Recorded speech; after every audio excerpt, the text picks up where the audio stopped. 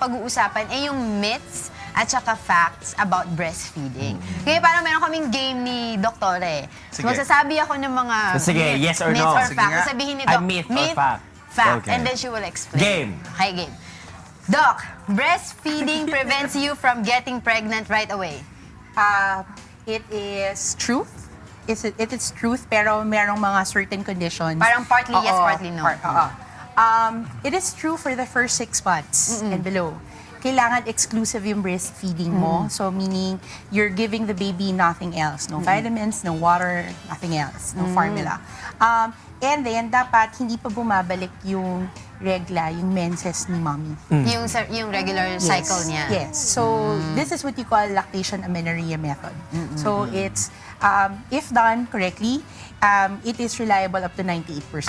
Sorry may question lang ako. What if, Doc, na walang lumalabas sa gata sa mommy, pero within the 6 months period pa rin, ganun pa rin ba yun? Hindi pa rin nagkakaregla yung nanay? Impossible. Kasi part of the reason that hindi nagkakaroon ng pagbubuntis si mommy is because of the production of the milk. So kung wala, magkakaroon? Yes.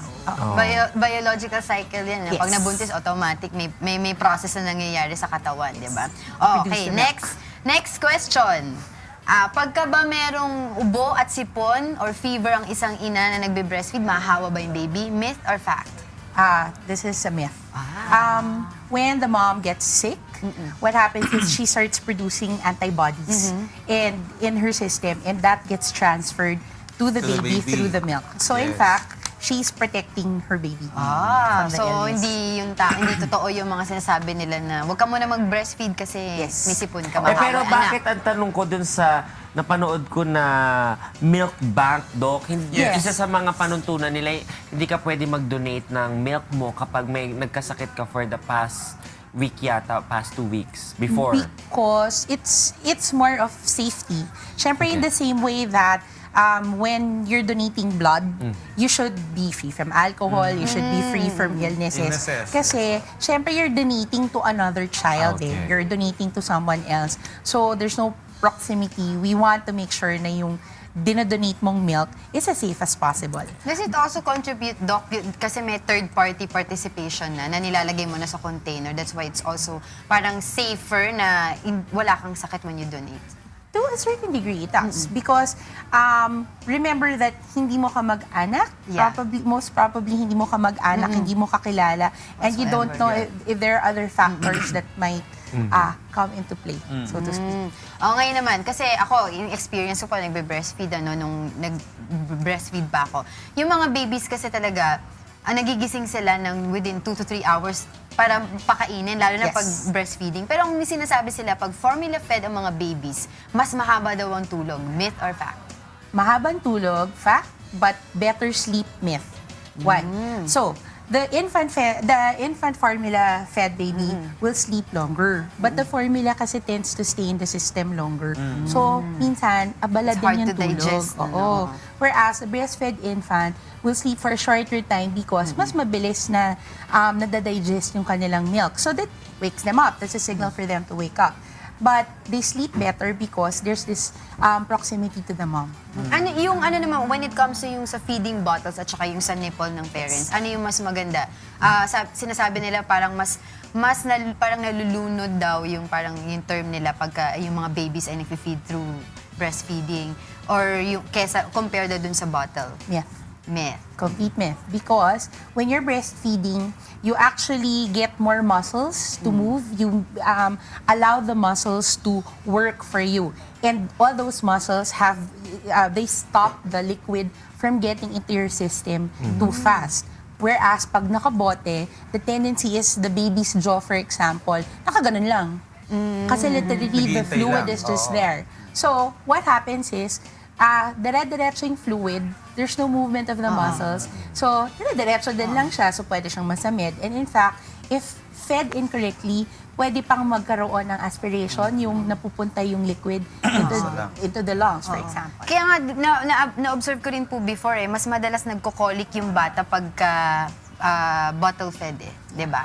Yung hindi sila nakakadighay. There's an introduction. Ako may tanong. Sure. Mas tamad ba ang nanay na nagpo-formula kaysa sa nagbe-breast milk?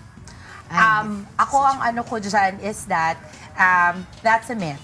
There are very different reasons, a variety of reasons why mothers will formula feed versus infant feeding. I will just say that for the moms who will give formula feeding for no reason at all, they're otherwise healthy, baka hindi lang sila nabigyan ng education. Walang proper awareness.